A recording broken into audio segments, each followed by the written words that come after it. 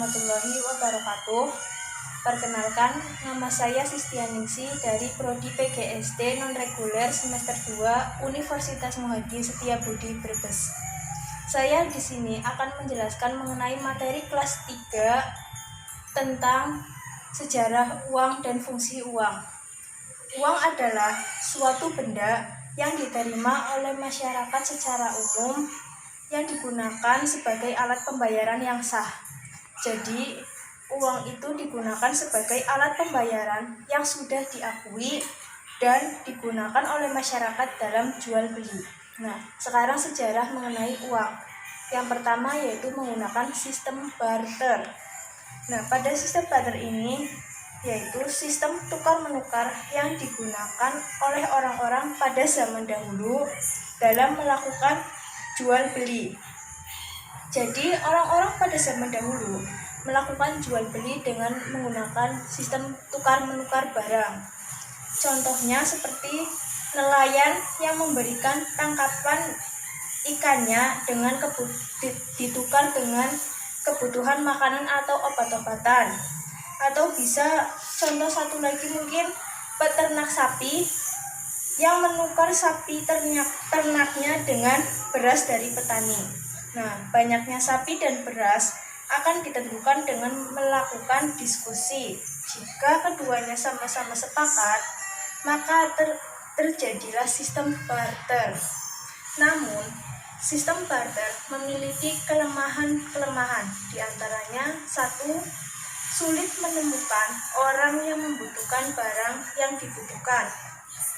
Si penukar sulit mencari orang atau lawan yang dibutuhkan atau sama-sama butuh.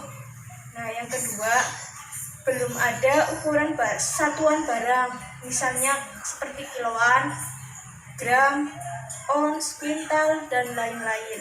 Nah, yang ketiga, barang sulit dibagi atau dipecah. Yang kedua yaitu menggunakan sistem kerang atau cangkang. Sistem ini digunakan sebagai alat tukar karena benda ini mudah diterima di tempat umum atau masyarakat umum dan benda ini bernilai tinggi serta memiliki keindahan. Namun, kerang dan cangkang tidak bertahan lama digunakan sebagai alat tukar karena tidak memiliki daya tahan lama dan mudah rapuh. Yang ketiga yaitu menggunakan uang logam.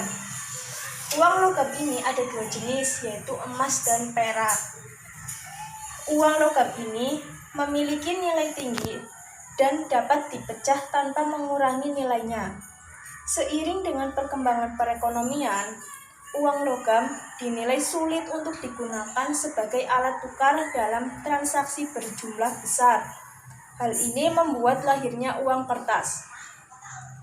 Dan sistem yang terakhir yaitu menggunakan uang kertas. Pembuatan uang kertas dilakukan karena adanya kesulitan yang dihadapi yaitu pasokan logam mulia sebagai bahan baku uang berjumlah sangat terbatas dan bertransaksi dalam jumlah besar sangat sulit dilakukan dengan uang logam.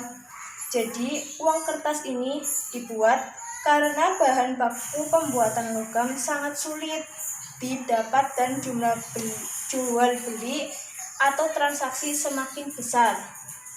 Di Indonesia sendiri, orang-orang mengenal uang sejak zaman penjajahan. Kemudian setelah merdeka, Indonesia membuat uang sendiri dengan nama URI, Uang Republik Indonesia. Adapun ciri-ciri uang Republik Indonesia pada tahun 1968, yang pertama yaitu terdapat tulisan Republik Indonesia, yang kedua terdapat tanda pembayaran yang sah, yang ketiga angka dan huruf yang menyebutkan nilai nominal uang.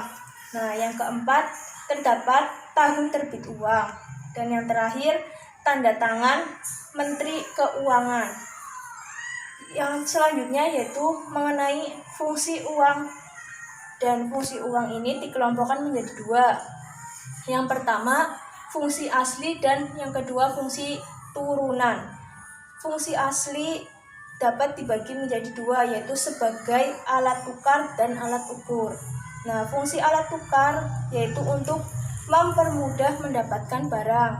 Dan yang kedua, alat ukur, yaitu sebagai untuk menentukan besaran nilai suatu barang.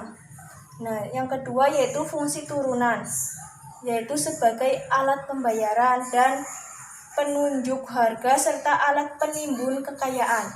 Yang pertama yaitu sebagai alat pembayaran.